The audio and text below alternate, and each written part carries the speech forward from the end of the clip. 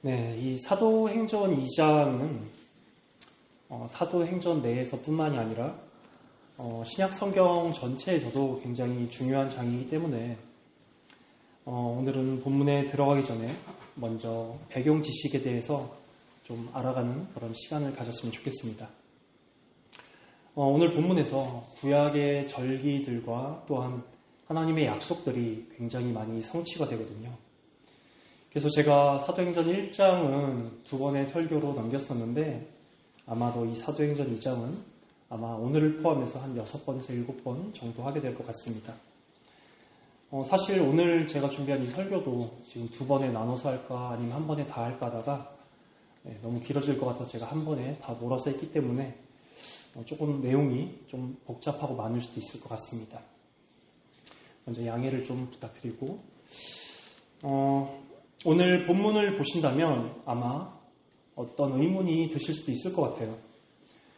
아니 구약 성경에서도 성령 하나님께서는 역사하시고 일하셨는데 마치 오순절이 되어서야 비로소 성령께서 오셨다라는 것처럼 느껴져서 헷갈리실 수도 있을 것 같습니다. 물론 성령께서 구약에서도 임하시고 역사를 하셨죠. 천지를 창조하실 때부터 성부 하나님과 성자 하나님과 더불어 천지를 창조하셨고 특히나 성령께서는 생명력을 불어넣으시면서 함께 더불어 창조하셨습니다. 또 여러분들께서도 잘 아시다시피 삼손과도 성령께서는 함께 하셔서 삼손에게 괴력을 주기도 하셨고 또 출애굽기 31장에 보면 부살렐에게 성막에 필요한 것들을 만들 때 지혜와 또 총명과 지식을 공급해 주기도 하셨습니다. 또한 다윗도 성령에 충만한 사람이었다라고 그렇게 전해지거든요. 하지만 구약 성경에서 등장하지 않고 오직 오순절 이후에만 보이는 두 가지 독특한 점이 있습니다. 첫 번째는 그리스도께서 보내신 영이라는 점이죠. 요한복음 15장 26절입니다. 내가 아버지께로부터 너희에게 보낼 보혜사 곧 아버지께로부터 나오시는 진리의 성령이 오실 때에 그가 나를 증언하실 것이요. 요한복음 16장 7절입니다. 그러나 내가 너희에게 실상을 말하노니 내가 떠나가는 것이 너희에게 유익이라. 내가 떠나가지 아니하면 보혜사가 너희에게로 오시지 아니할 것이요. 가면 내가 그를 너희에게 보내리니. 구약에는 이러한 표현이 없어요. 승천하신 예수님께서 보내신 성령이라는 표현이 구약에는 없습니다. 예수님께서 보내신 성령님께서는 예수님의 말씀을 생각나게 하시고 또한 예수님을 드높이게 하시고 또한 예수님의 영광을 보여주기도 하시죠. 이게 첫 번째로 오순절 이후에 보이는 그런 특징이기도 합니다. 두 번째는 바로 그리스도의 영이라는 표현입니다.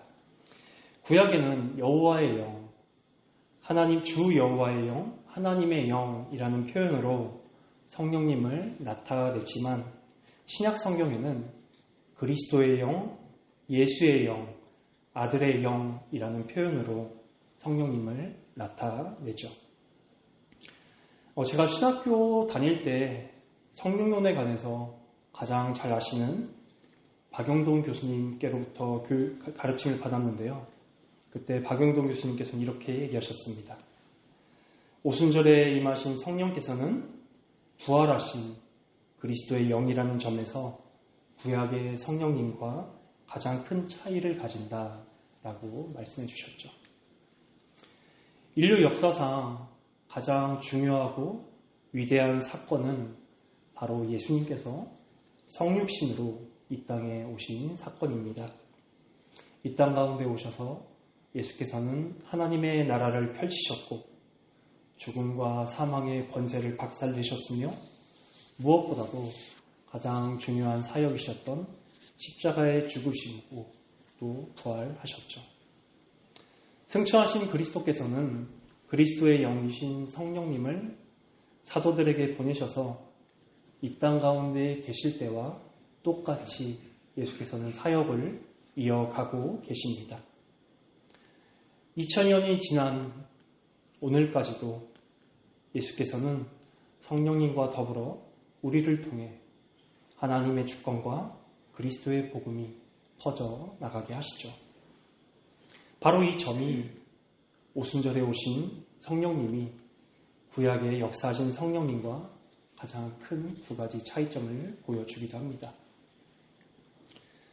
두 번째로는 왜 그러면 성령님께서는 왜 오순절이라는 절기에 오셨을까라는 점입니다.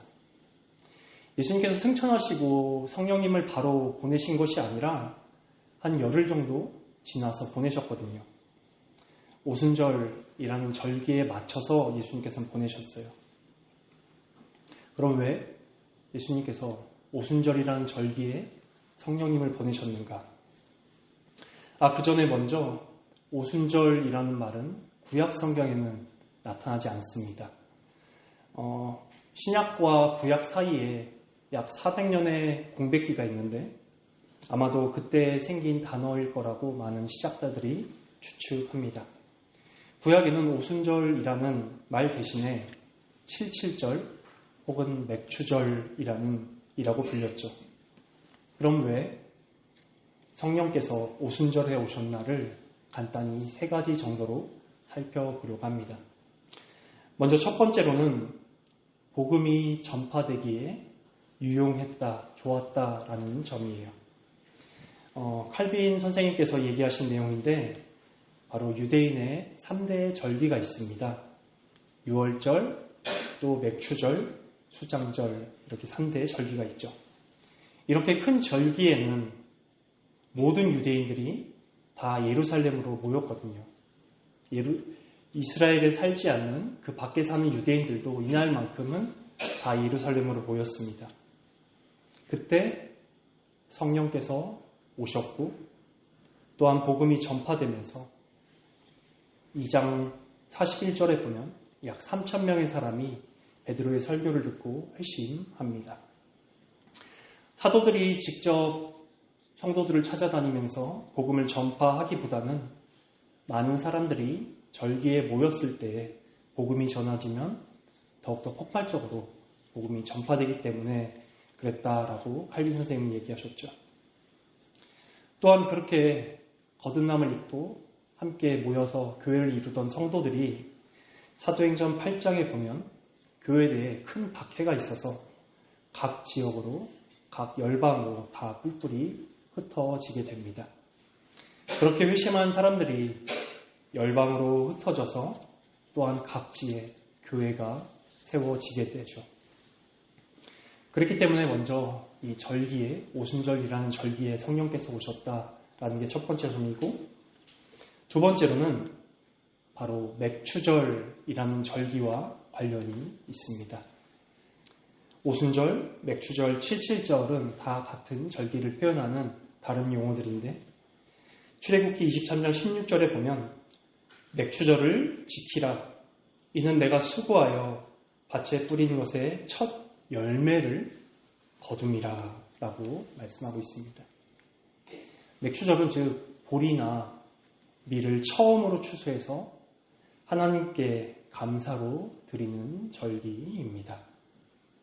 즉 첫 수확을 감사로 드리는 것이죠. 즉 이 말은 그리스도께서 보내신 그리스도의 영께서 맥추절에 임하셔서 3,000명이라는 첫 수확을 거두신 것을 의미하기도 합니다. 예수님께서 복음을 듣고 거듭날 사람에 대해서 추수한다라고 은유적으로 말씀하기도 하셨거든요. 누가복음 10장 2절입니다. 이르시되 추수할 것은 많되 일꾼이 적으니 그러므로 추수하는 주인에게 청하여 추수한 일꾼들을 보내주셔서 하라. 신약시대에 오신 그리스도의 영께서 처음으로 사람들을 거듭나게 하신 날, 즉 첫 수확이 바로 신약시대에 첫 맥추절이고 오순절이었습니다. 마지막 세 번째는 77절과 관련이 있습니다. 77절은 7 곱하기 7은 49라고 해서 49 다음 날인 50일을 의미하는데 이 50일은 오순절의 50일과도 같은 단어입니다. 예수님께서 6월절에 죽으시고 50일 후가 77절, 즉 오순절이었죠.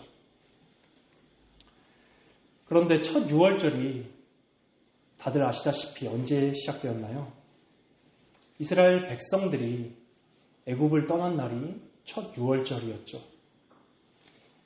그리고 하나님의 말씀을 듣지 않는 바로를 하나님께서 벌하시기 위해서 장자들을 다 죽이셨지만 어린 양의 피를 문설주에 바른 집은 하나님의 사자가 넘어갔었죠. 그 사건 이후로 이스라엘 백성들이 애굽을 떠난 날이 바로 첫 번째 6월절입니다. 그런데 그 이스라엘 백성들이 광야에 도착해서 하나님께로부터 율법을 받은 날, 즉 하나님을 처음 만난 날이 50일째였어요. 이스라엘 백성들은 6월절 후 50일이 지난 77절 오순절에 돌에 새긴 율법을 받았습니다. 하지만 신약시대 백성들은 예수님께서 죽으신 6월절이 50일 지난 오순절에 성령님을 받았고 그 성령님께서는 우리의 마음에 율법을 새기셨습니다. 예레미야 31장 33절입니다. 그러나 그날 후에 내가 이스라엘 집과 맺을 언약은 이러하니 곧 내가 나의 법을 그들 속에 두며 그들의 마음에 기록하여 나는 그들의 하나님이 되고 그들은 내 백성이 될 것이라. 여호와의 말씀이니라. 오순절에 오실 성령님에 대한 예레미야의 예언입니다. 또 고린도서 3장 3절입니다. 너희는 우리로 말미암아 나타난 그리스도의 편지니 이는 먹으로 쓴 것이 아니요 오직 살아계신 하나님의 영으로 쓴 것이며 또 돌판에 쓴 것이 아니요 우리 육의 마음판에 쓴 것이라. 성령께서 바로 우리 마음에 율법을 새기셨다라는 그러한 의미입니다. 오늘 내용이 좀 많았는데 정리해 보도록 하겠습니다. 신약시대 오순절에 오신 성령께서는 그리스도께서 보내신 영이고 또 그 성령께서는 예수님을 증언하게 하시고 예수님을 생각나게 하시고 또 예수님을 사랑하게 하시는 그리스도의 영이시면서 아들의 영이십니다. 또한 그 성령님께서는 사람들과 함께 계시면서 예수 그리스도의 복음을 전하기도 하시고 또 사람들을 거듭나기도 하셔서 그리스도 안에서 하나님 아버지를 만나게 하시고 누리게 하십니다. 또한 성령께서는 우리 마음판에 율법을 새기셔서 우리에게 주신 계명을 따르고 지킴으로써 우리를 통해 예수 그리스도의 모습을 세상 가운데 드러나게 하시죠. 근데 이렇게 설교를 하면은 어떤 분들은 마음에 좀 뭔가 불편함이 있을 수도 있습니다. 나는 성령께서 안 계시는 것 같아 라고 오해하실 수도 있죠. 아니요. 우리가 지금 이 자리에 나올 수 있는 것도 말씀 가운데 역사하신 그리스도께서 여러분 안에 역사하시는 성령님을 통해서 우리를 이 자리로 나아오도록 인도해 주신 것입니다. 마치 우리가 마음을 먹고 이 자리에 나온 것 같지만 성령님께서는 은밀하고 인격적인 사역을 통해서 저를 포함하여 우리 모두를 이 자리로 오게 하셨습니다. 우리 모두는 완성된 자들이 아닙니다. 완성을 향해 그리스도께로 나아가는 자들이죠. 우리는 완성을 향해 나아가는 존재들이고 결코 우리는 미완의 상태입니다. 완성은 우리가 죽고 정말 예수님을 우리 눈으로 직접 만나게 될 때, 그때 영화로워질 때, 그때 이루어지겠죠. 오늘 설교의 적용입니다. 그러면 우리는 어떻게 해야 될까요? 우리 안에 계신 그리스도의 영께서 예수님을 생각나게 하시고 바라보게 해달라고 우리 함께 기도해야 하지 않을까요? 예수님께서 하나님의 율법을, 하나님의 계명을 사랑하시면서 지키신 것과 같이 우리 역시도 우리 마음판에 새겨진 율법을 예수님처럼 사랑함으로 사랑해서 지키게 해달라고 기도해야 하지 않을까요? 그 기도를 오늘 이 자리에서 성도 하나님께서는 기다리고 계시지 않을까요? 전 확신합니다. 전 단언합니다. 우리가 그의 나라와 그의 의를 구하기를 성도 하나님께서는 지금 바라고 기다리고 계신다고 확신합니다. 우리가 예수님을 생각하고 사랑해서 율법을 자발적으로 지킬 때 우리는 세상 가운데서 빛으로 살아갈 것입니다. 그래서 세상 사람들이 우리를 볼 때 자신의 연약함을 깨닫고 자신의 죄악됨을 바라보게 될 거예요. 그때 우리는 그들을 이렇게 초대할 수 있죠.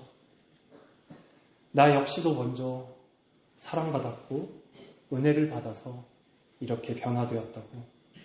내가 이렇게 사랑받고 은혜를 받게 된 것처럼 당신 역시도 이렇게 사랑받고 은혜 받을 수 있다라고 우리는 그들을 그렇게 초대할 수 있을 것입니다. 우리의 선한 행실을 통해 하나님을 영화롭게 하는 교회, 사실 우리 모두가 바라고 원하는 그러한 교회의 모습은 아닐까요? 그리스도께로 오세요. 그리스도께로 오라는 이 초대는 마음을 돌이켜서 다시금 우리 주 예수 그리스도께로 향하기를 바라는 예수님의 초대이기도 합니다. 저는 그냥 단지 소리일 뿐입니다. 우리를 조건 없이 사랑해 주시고 용납해 주시고 받아주시는 우리 주 예수 그리스도 안에서 그분의 복음을, 그분을 찬양하는 우리 시민교회가 되기를 간절히 소망합니다. 네, 함께 찬송 한 곡 듣도록 하겠습니다.